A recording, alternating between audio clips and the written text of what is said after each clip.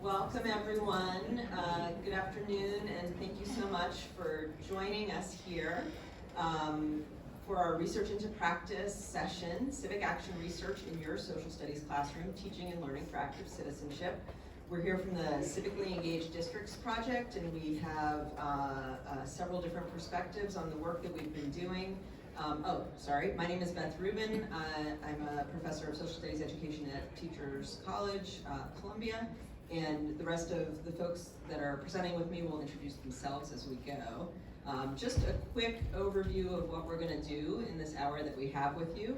I'm going to very quickly just give an overview of what civic action research is and why someone might want to do it. And then we have 5 outstanding young youth researchers here to share their work, to give us examples of what this actually looks like. And then we will have teachers who have facilitated civic action research walking us through how to implement it in the classroom, and then we'll step back a little bit and talk about how this kind of work ripples out from school, from classrooms and beyond, creating school districts that are more nurturing contexts for youth civic development.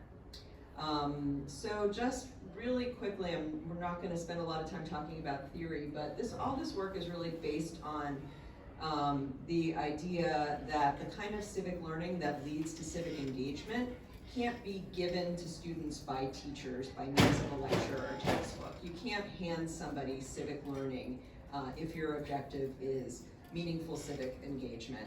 And rather, civic learning and engagement develop as young people work together to understand and take action on issues that are meaningful to them. So one way of doing this is civic action research, which comes from youth participatory action research, which is an approach rooted in social justice principles where young people investigate issues and take action on them. And civic action research brings YPAR, youth participatory action research, into the classroom, social studies classroom, but other classrooms as well, as you'll hear. And in civic action research, youth-driven research cultivates the thinking skills, the communication skills, it increases belonging, and it helps districts become, as I said, nurturing contexts for civic engagement. So we're going to talk more about this later on, but civic action research generally, and this is very general, follows a cycle of building community, selecting a concern, collecting data, analyzing, communicating results, and acting.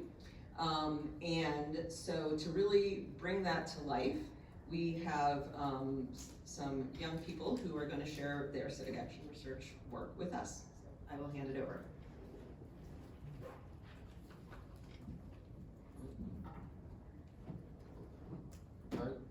You can let them, yeah. The first project we're presenting is called Advocating for Air Conditioning. This project was completed in a law and politics class in Plainfield High School, taught by Mr. Shimbino. Good afternoon, my name is Christopher Cook. I'm a senior at Plainfield High School. I'm also a team captain for my field team. I'm also part of STEM Academy. Good afternoon, everybody. My name is Wendy Kellifack. I am also a junior at Plainfield High School, and I was born and raised in Cameroon, Africa, and came to the U.S. when I was 6. I'm also part of the STEM Academy.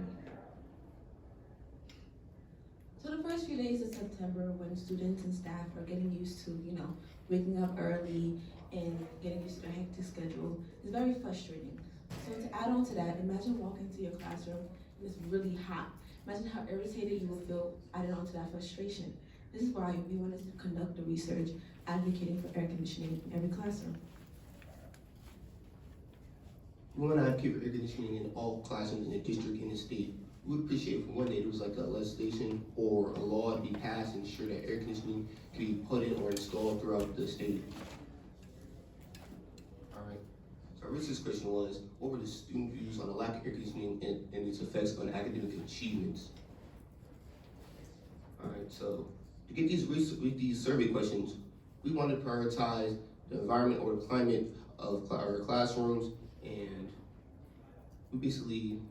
we wanted to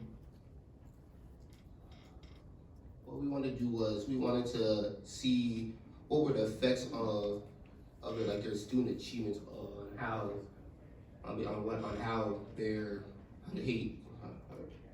What we want to do was we want to prioritize the achievement. I want to prioritize the environment and how it affected their student achievements. So to get things started, we shared a Google Form survey to 1,000 of our students. It was ranging from grades 9 to 12, and the survey was in both English and Spanish, and was given to almost majority of our student population.